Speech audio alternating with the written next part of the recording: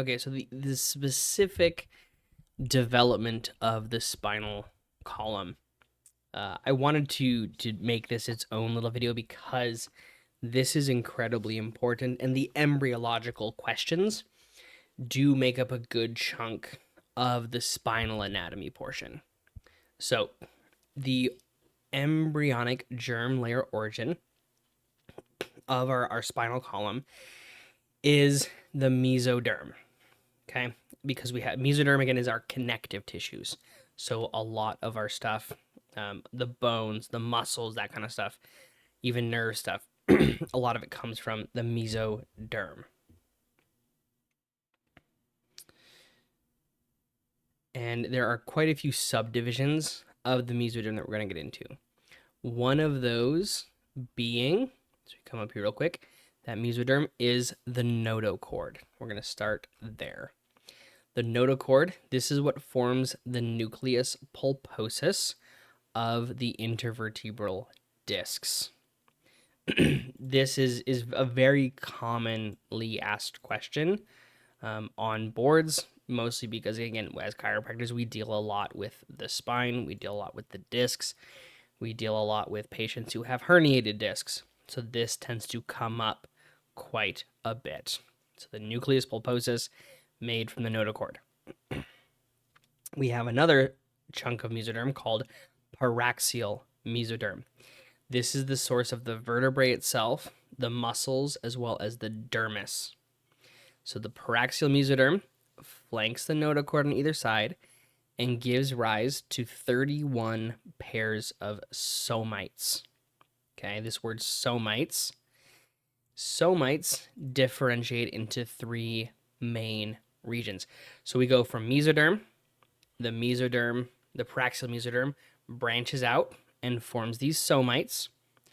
And then the somites are going to form our sclerotome, our dermatome, and our myotome of the spinal column.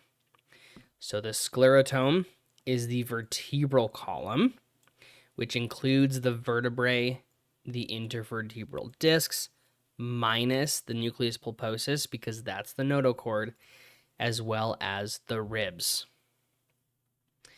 Dermatome, this forms the dermis and the nerves.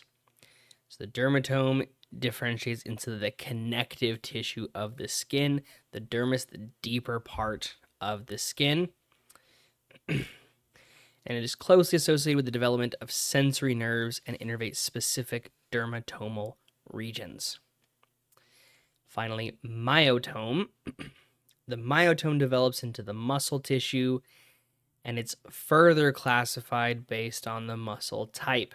So we have somatic, being voluntary, which is our skeletal muscle, and then splanchnic, which is visceral, being smooth muscle. They don't get any more specific than that. However, you might see some of these words kind of smushed together. So you can see, you could see paraxial somatic, paraxial splanchnic. You can get asked where the somatic or the splanchnic come from. And we can follow this path back to make sure we see it all.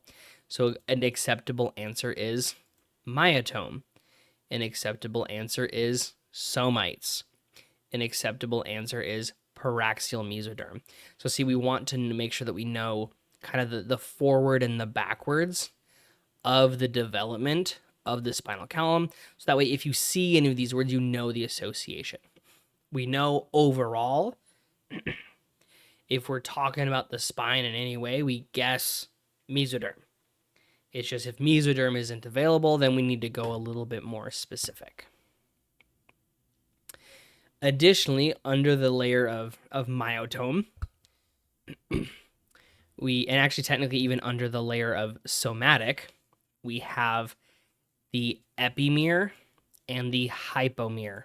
Epimere, aka epaxial muscles, hypomere, hypaxial muscles.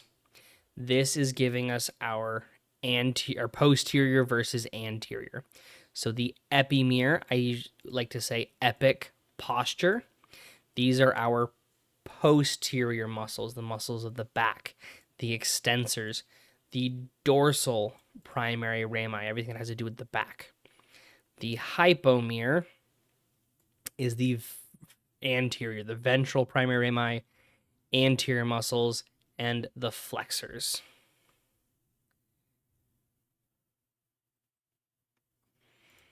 So here, this is a little table just stating all of that.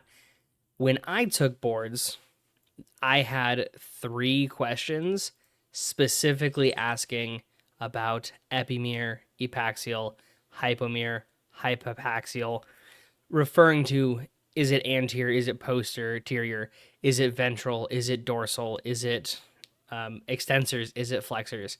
So when I took the exam specifically, I got a lot of those questions. Usually there's at least one that jumps into epimere versus hypomere. Finally, here is our overall summary. The notochord from that mesoderm, the nucleus pulposus.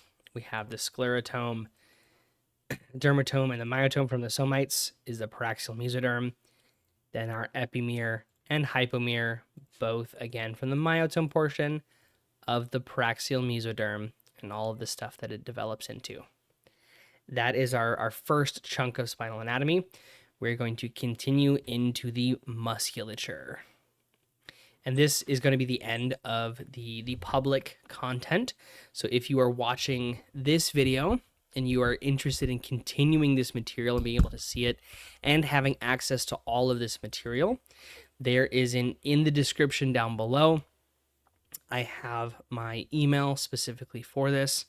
Additionally, I am in the process right now of building a website to have all of this material eventually moved to as a nice course type format. So if that is up and running at this time, the link will also be down there in the description.